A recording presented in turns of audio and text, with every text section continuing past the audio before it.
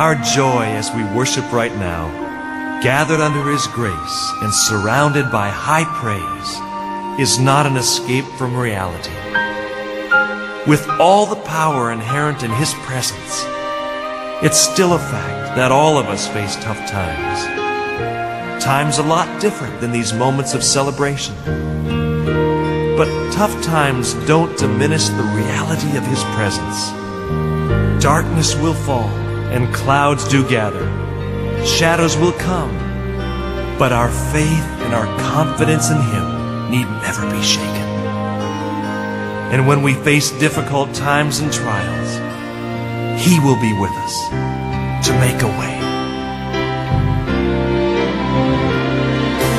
God will make a way where there seems to be no way. He works in ways we cannot see. He will make a way for me. He will be my guide. Hold me closely to His side. With love and strength for each new day, He will make a way. He will make a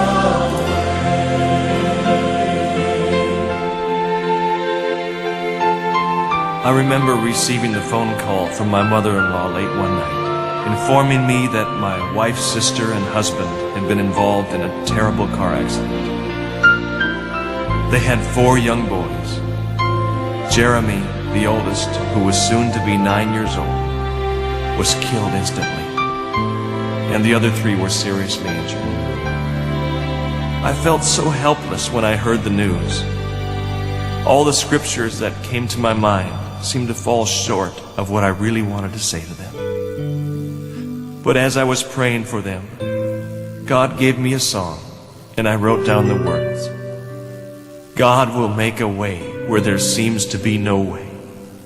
He works in ways we cannot see. That's what I really wanted to say to Susan and Craig. God is working in ways you can't see. I wanted to give them hope in a hopeless situation.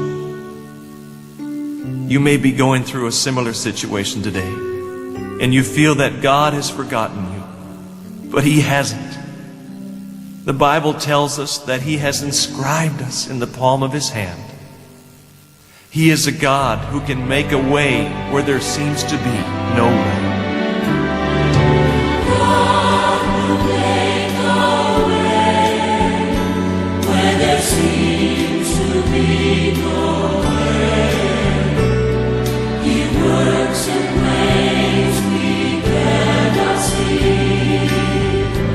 He will make a way for me. He will be my guide.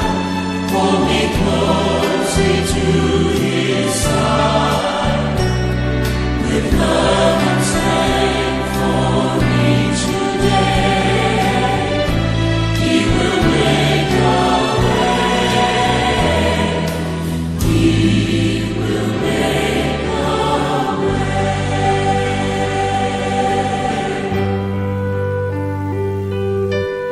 I had finally come to the end of my rope. Like a watch that had been wound too tightly, I broke. All I could do was cry uncontrollably. I felt like a huge black cloud was hovering over me, and I couldn't escape. I didn't want to live, so I prayed that I would die. I knew that God was my answer, but I thought it was too late. I had been a Christian for many years, but I'd become too busy to talk to God, and I didn't often give Him the chance to talk to me. It wasn't until I fell flat on my face that God got my attention. My husband checked me into the hospital where I was diagnosed with severe depression. I was in the hospital for 9 days, and there I discovered that in God's love I have unconditional acceptance.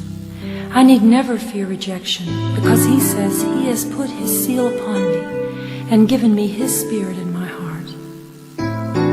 Finally, I came to the place where I realized that even in my despair, God had been with me all along.